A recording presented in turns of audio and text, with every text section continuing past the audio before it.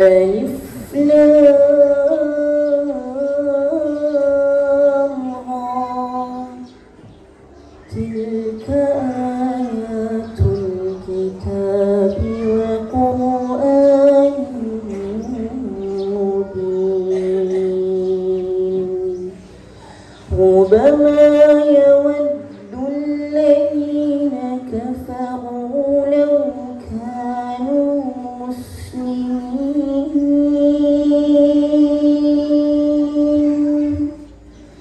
ذرهم يأكلوا ويتمتعوا ويلههم الأمل فسوف يعلمون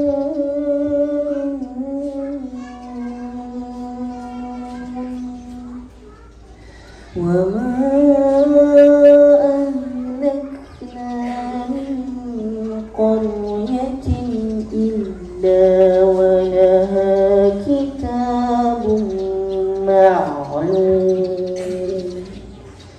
ما تسبق من أمة أجلها وما يستأخرون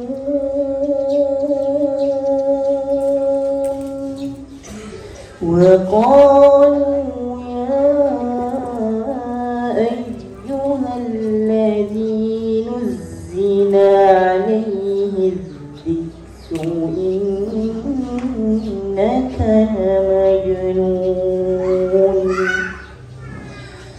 لو ما تأتينا بالملائكة إن كنت من الصادقين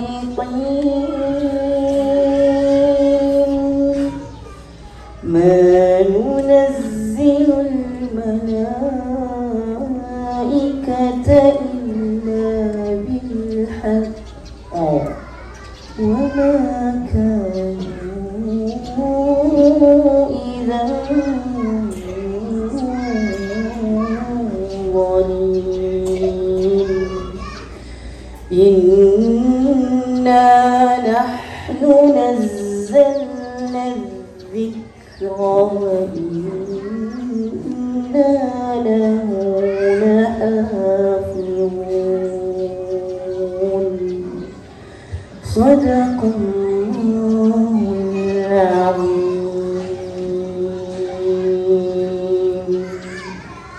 Assalamualaikum warahmatullahi wabarakatuh. Sedikit mengetahui tentang keluarganya Bunda Dahlia atau Bunda Yani namanya? Bunda Dahlia. Mungkin sedikit perkenalan ke hadapan kita bersama. Ayah bunda semuanya ingin kenal lebih dekat lagi Bunda, mungkin keluarganya, anaknya berapa, kemudian aktivitasnya bagaimana. Betul nggak ayah bunda? Penasaran ya? Kenapa nanti Najah bisa menjadi seperti ini? Itu kan ada flashback ke belakangnya terlebih dahulu.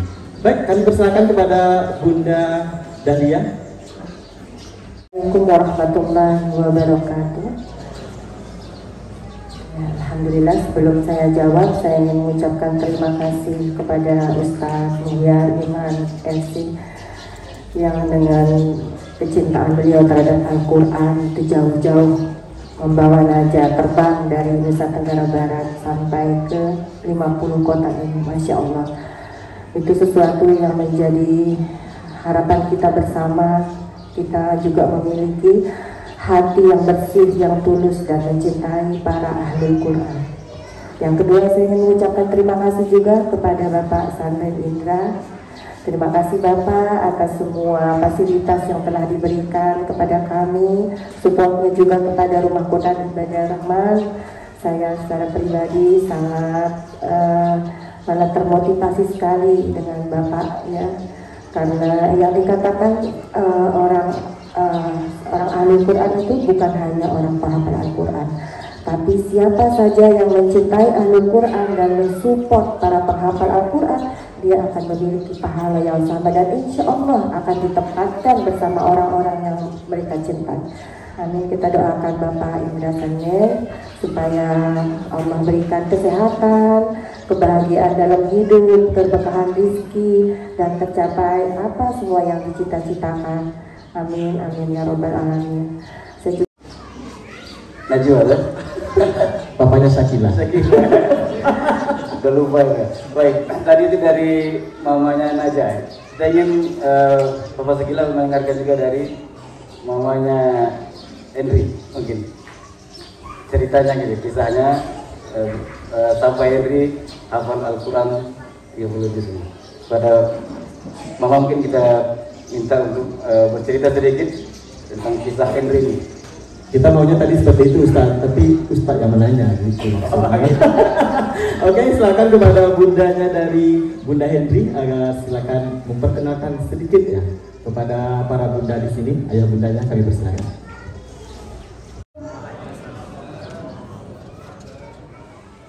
Sebelumnya saya ingin meminta maaf. Karena saya berada di tengah acara ini. Tujuan saya hadir di tempat ini karena saya melihat berita di sosial media bahwa Ananda Najah hadir di Sumatera Barat, bahkan hadir di 50 kota. Alhamdulillah. Sebetulnya saya tidak bisa berkata-kata. Jadi niat saya hari ini berada di tempat yang insya Allah diberkahi Allah. Saya ingin bertemu dengan Ananda Najah. Dia salah satu idola saya juga. Dan ingin sekali bercengkrama dengan beliau dan ibunya. Ingin menggali ilmu, ingin mendapatkan ilmu, tapi tidak dengan kondisi saya turut dihadirkan di tempat yang saya anggap begitu mulia. Saya dihadirkan dan disuruh duduk di depan karena saya hanya ingin bertemu, ngobrol sebentar, berfoto, dan setelah itu meninggalkan tempat ini. Itu niatan di hati saya ada di tempat ini karena kebetulan kami pun tinggal di 50 kota, tepatnya di Harau, di kompleks ICBS Harau. Kami jauh-jauh didatangkan dari Ternate, Maluku Utara, tinggal di kompleks ICBS Harau. Seperti itu. Perkenalan dari kami mungkin. Terima kasih kesempatannya. Saya Ibu Mutia, orang tua dari Ananda Henry dan Ananda Sisi. Seperti dijelaskan tadi bahwa Ananda Henry juga salah satu finalis dari Hafiz RCTI tahun 2017. Jadi kehadiran Ananda Najah di sini kami merasa sealumni. Jadi kami terpanggil untuk datang menemui beliau. Henry sudah menganggap Najah sebagai adiknya karena ketika Ananda Najah berjuang di Hafiz RCTI tahun 2019, Ananda Henry atau kakak Henry menjadi bintang tamu waktu itu, dan kodratullah waktu itu dipertemukanlah di sana, dan Henry bercerita, saya ingin bertemu kembali di sini karena kebetulan hadir di sini. Semua karena Allah. Saya chat Bunda Najah dengan harapan saya dibalas, karena sibuknya beliau, luar biasanya beliau, mungkin banyak chat yang tidak bisa dibalas beliau, tapi alhamdulillah karena Allah beliau membalas dan sangat welcome untuk menerima kami hadir membersamai Najah justru di tempat ini. 30 juz, tapi kalau untuk hafalan hadisnya jauh lebih luar biasa Ananda Najah. Henry masih sekulit ari mungkin, seperti itu. Dan di sini ada adiknya, usianya 8 tahun, sudah membersamai Al-Quran juga insya Allah. Itu mungkin sedikit perkenalan dari saya. ibunda dari Ananda Endri dan Ananda Sisi. Merasa sangat bangga sekali. Satu bintang tamu yang kami rencanakan hadir hari ini kami dapat dua sekaligus. Ada Najah dan juga ada Henry yang merupakan Henry ya, oh nggak pakai H. Merupakan kakak kelasnya, kakak kelasnya dari Najah di Hafiz Indonesia RCTI. Ustadz, ada nggak yang mau ditanyakan? Ada? Oh, langsung aja moderator katanya. Tadi dalam artian memang secara spesifik itu tidak ada proses yang mengajarkan, artinya bagaimana kakak Najah tahsin pelajari makhorijul huruf gitu, tajwid dan lain sebagainya itu tidak ada.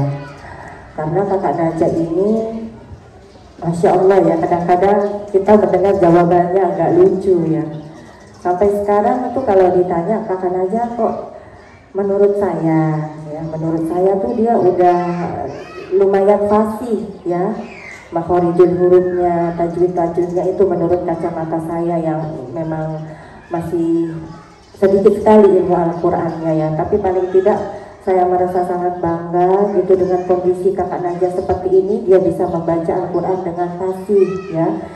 Nah itu kalau ditanya kakak Najah jawab, kakak Najah gimana belajarnya? Allah yang ajarin katanya. Saya nggak tahu itu jawaban mengada-ngada atau apa gitu. Betul katanya, Masya Allah, mudah-mudahan ya sayangnya. Ya jadi kalau ditanya sampai kita mencarikan guru dari satu tempat ke tempat lain itu Allah yang mencari. Itu jawaban, bukan jawaban kita sebetulnya. Kita yakin ya, seorang Najah itu kayaknya memang dibersamai oleh para malaikat-malaikat Allah. Kenapa saya bilang begitu? Karena kita pasti pernah melihat cuplikan di dalam YouTube RCTI atau YouTube atau link yang Najah itu.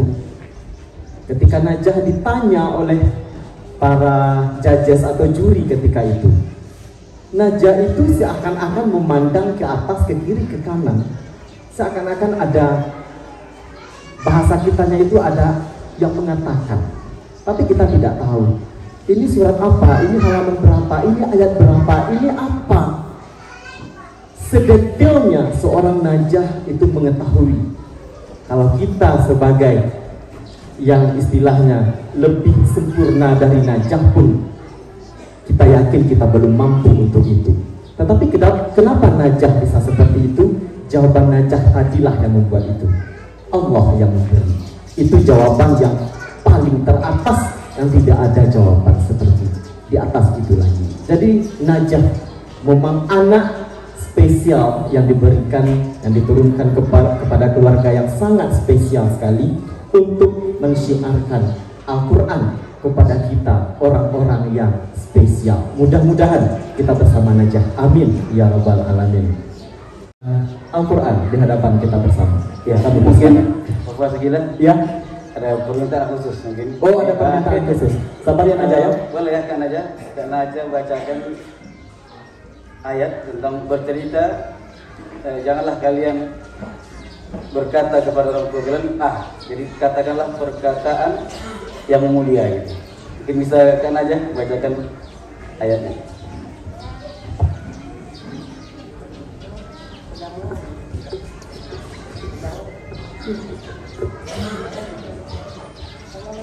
Assalamualaikum warahmatullahi wabarakatuh. Waalaikumsalam warahmatullahi wabarakatuh. A'udzu billahi minasy syaithanir rajim.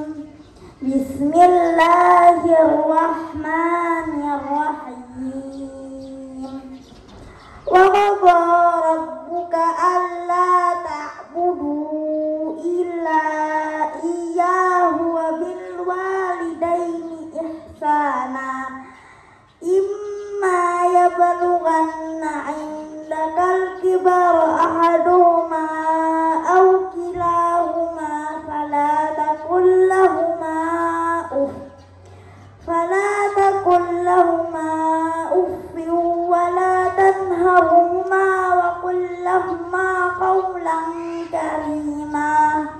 terjemahnya kan aja. Dan Tuhanmu memerintahkan agar kamu jangan menyembah selain Dia. Dan berbuat baiklah kepada kedua orang tua. Jika salah seorang di antara kamu berusia lanjut atau kedua-duanya sampai berusia lanjut dalam pemeliharaanmu, maka janganlah sekali-kali engkau mengatakan kepada keduanya perkataan dan janganlah engkau membentak keduanya. Dan ucapkanlah kepada mereka perkataan yang mulia. Itu surah apa? Kan aja. Al-Isra ayat 3. Halaman 284. Betul. Bagaimana Ustaz? Betul. Masya Allah. Baik, takbir semuanya. Allahu Akbar. Assalamualaikum warahmatullahi wabarakatuh. Waalaikumsalam. Syukur kepada Allah, salawat dan salam buat Rasulullah sallallahu alaihi wasallam. Terima kasih banyak atas waktu dan kesempatan yang diberikan kepada kami, dan kata-kata penghormatan kita tumpahkan kepada moderator. Yang pengen kami tanyakan di sini berkaitan tentang barangkali manajemen waktu, karena kalau kita beralasan rasanya tak cukup bilangan 1000 alasan, walaupun tidak satu pun bisa dibenarkan ketika kita beralasan untuk menghadirkan hafalan Quran kepada anak. Jadi yang kami mau tanyakan di sini, barangkali ada manajemen waktu yang oleh dua narasumber kita yang bisa kita ambil dan kita sesuaikan dengan kesibukan kita. Karena kalau alasan sibuk, semua orang sibuk, dan kita juga yakin tidak 24 jam sibuknya kita. Rasanya tidak afdol dan rasanya tidak pantas kita beralasan dengan kesibukan kita. Jadi kami mohon berbagi barangkali bisa sesuai atau cocok dengan situasi dan kondisi kesibukan kami, berbagi tentang bagaimana memanage waktu sibuk. Barangkali yang berbeda di kita itu hanya bentuk atau jenis pekerjaannya.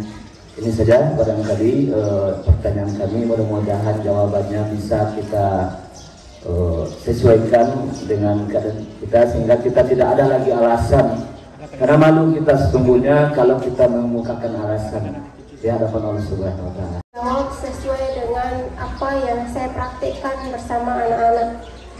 Kebetulan saya adalah ibu rumah tangga biasa yang tidak sibuk sama sekali, seperti Bunda Naja, yang itulah saya merasa ternyata Allah memberi saya waktu lebih banyak daripada beliau. Dan di sini ada dua kondisi anak yang berbeda. Di sini mungkin kita melihat bahwa kondisi Ananda Naja dengan kemampuan luar biasa yang Allah titip sama beliau, dan di sini ada dua Ananda berdua yang insya Allah juga membersamai Al-Quran dengan kemampuan hampir sama, insya Allah. Kalau saya karena tidak ada kesibukan apapun, itu saya bangun membersamai mulai dari tahajud. Dan jangan tunggu waktu luang, luangkan waktu. Karena kalau menunggu waktu luang, kita tidak punya waktu luang. Kita yang harus memaksa diri kita pribadi, terutama orang tua dulu. Karena semua tergantung dari orang tua, bukan dari anak. Anak akan mengikuti apa yang diaturkan orang tua, sejatinya seperti itu. Jadi saya mulai dari bangun tahajud, membangunkan diri saya pribadi dulu, kemudian membangunkan anak-anak. Dan di sini Henry bukan ingin bermasuk riang. Di sini Henry bangun tahajud dulu sebelum dia di ICPS. Saya sedikit agak ketat. Dia 1 kali berdiri 1 juz. Sekarang saya minta sama Ananda 1 kali berdiri 5 lembar. 5 lembar itu dengan bacaan terbaiknya di hadapan penciptanya di tahajudnya. Mulai dari situ sambil menunggu waktu subuh. Kami bangunnya jam 3 subuh sambil menunggu waktu subuh. Setelah itu dilanjut membangunkan adiknya Henry ke masjid. Saya sama adiknya sholat di rumah karena kami tinggal di kompleks. Ini yang kami praktikkan sekarang. Setelah itu bangunkan adiknya itu murojaah estafet ayat dengan kakaknya, karena memang kami tidak punya kesibukan apapun. Itu sampai jam 11 siang. Nanti ada diselingi sarapan dan segala macam. Setelah itu tidur, jam 11 tidur, jam 12 bangun, 1 jam saja tidurnya. Itu membersamai lagi Al-Quran sampai jam 11 malam. Dan bisa, karena kami tinggal di kompleks, pasti orang kompleks juga tahu kegiatan kami di dalam seperti apa. Mungkin kalau ada yang punya teman ustazah dan ustazah di kompleks ICBS bisa bertanya bagaimana kegiatan Henry dan keluarganya di dalam kompleks ICBS.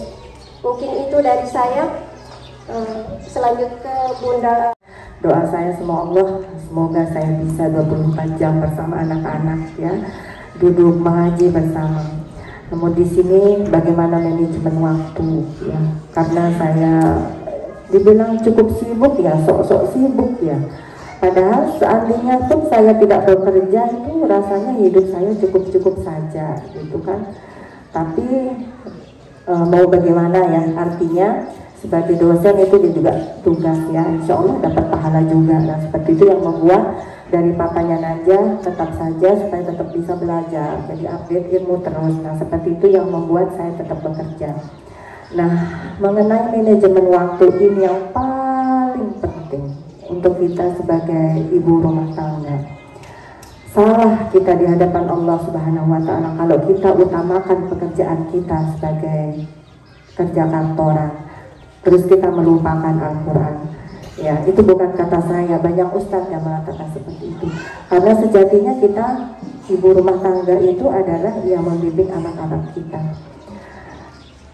Untuk bisa menjalankan apa yang sudah kita ikhtiarkan pertama kali itu kan kita ingin punya anak penghafal Al-Quran. Waktu itu tahun 2019, ya, 2019 Najah pengen menghafal Al-Quran.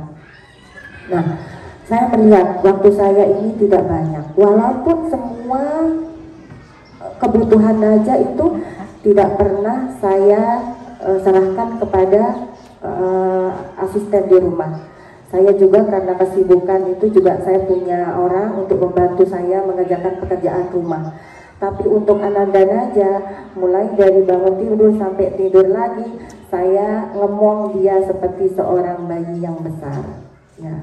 Jadi dari bangun tidur, memandikan, siapkan makanannya, pakaikan bajunya, setelkan murotalnya, duduk sama dia mengaji. Itu setelah semua selesai baru saya berangkat untuk bekerja. Ya, jadi kurang lebih sekitar jam 9 itu sudah selesai. Dan pekerjaan yang saya pilih pun bukan pekerjaan yang sangat terikat oleh waktu.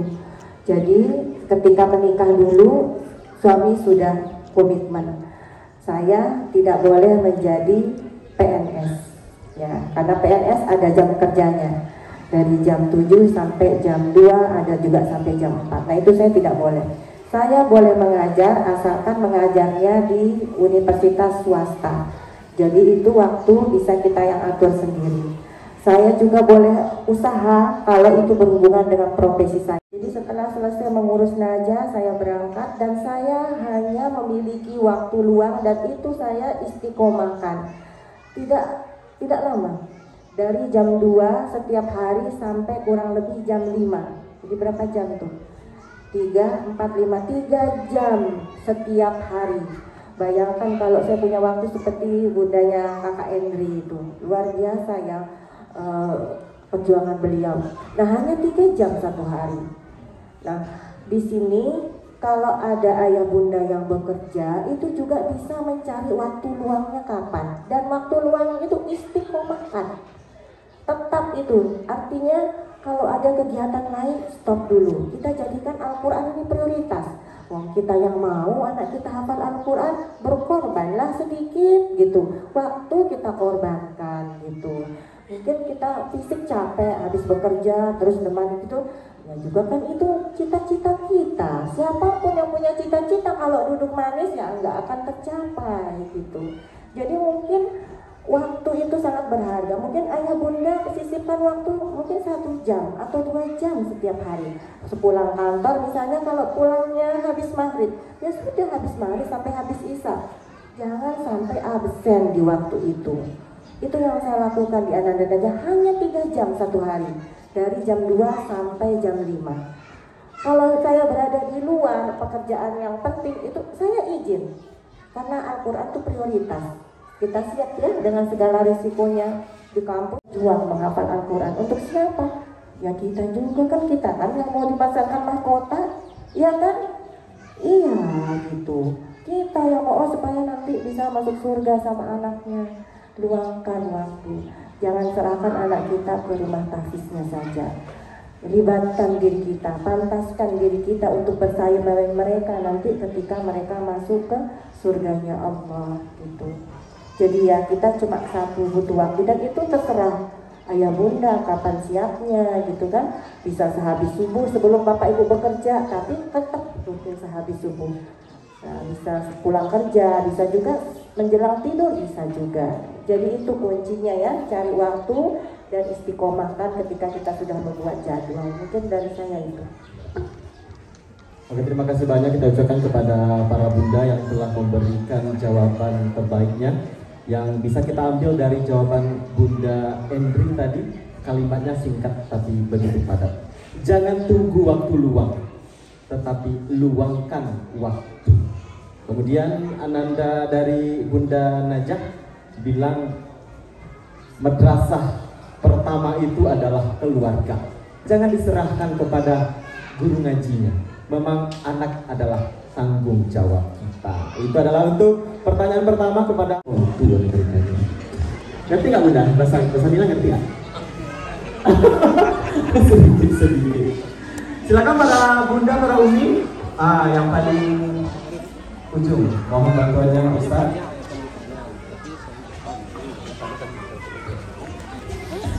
Saya ditanyakan ke bunda Najah. Sejauhnya saya tahu ceritanya, tiba-tiba bunda tahunya Najah udah hafal gitu kan. Kemudian saya juga punya anak autis. Mungkin saya pengen tahu gimana caranya itu dari kecil itu sudah dengarkan atau kayak hafalan hadisnya, hafalan terjemahannya seperti itu. Mungkin bagaimana memasukkan pemahaman juga.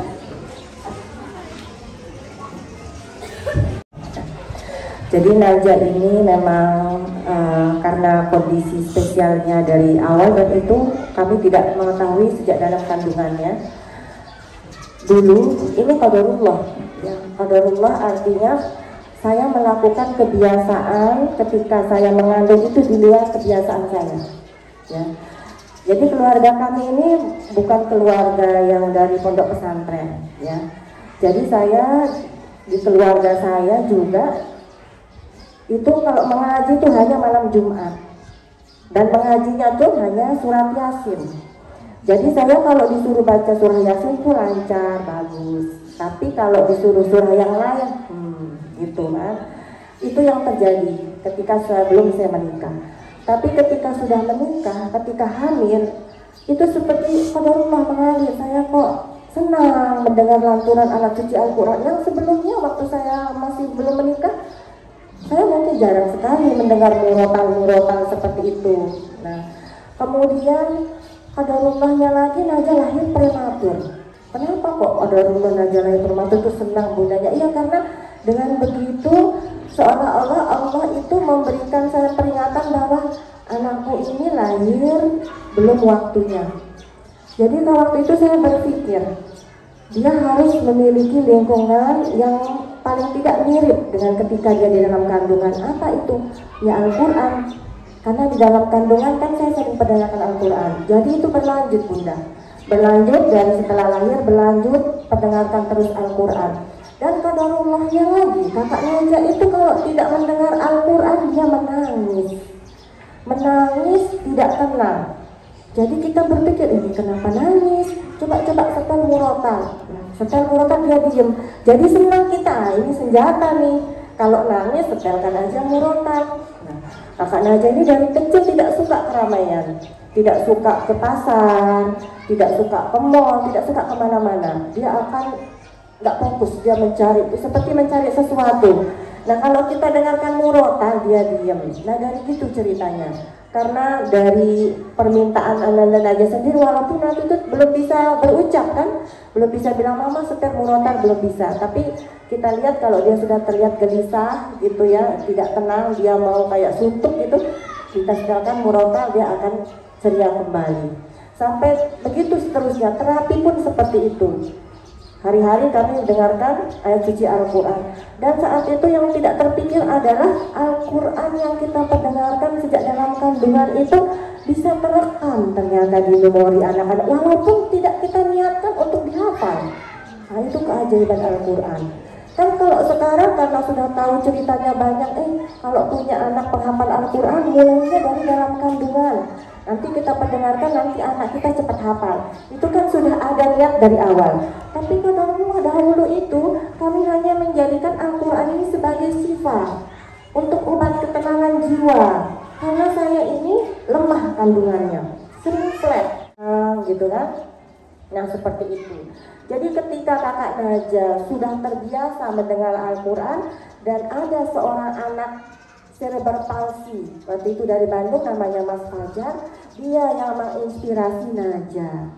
Najah bilang, mama mau hafal Al-Quran kayak Mas Fajar itu. Nah, seperti itu Bunda. Jadi itu di Ananda Najah.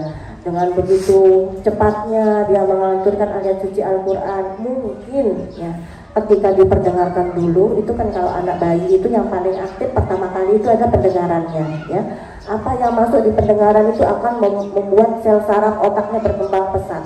Jadi sel sarafnya itu udah sangat familiar dengan ayat-ayat suci Al-Quran, sehingga ketika waktunya Najah berumur 9 tahun waktu itu pengen menghafal Al-Quran, jadi 8 tahun itu cepat gitu. Alhamdulillah 10 bulan. Dan begitu ceritanya Bunda. Jadi tidak otomatis tiba-tiba hafal, tapi ada ikhtiar kami sebelumnya. Mungkin itu jawabannya. Bagaimana ini? Ada yang belum puas kayaknya. Boleh bantuan Ustaz?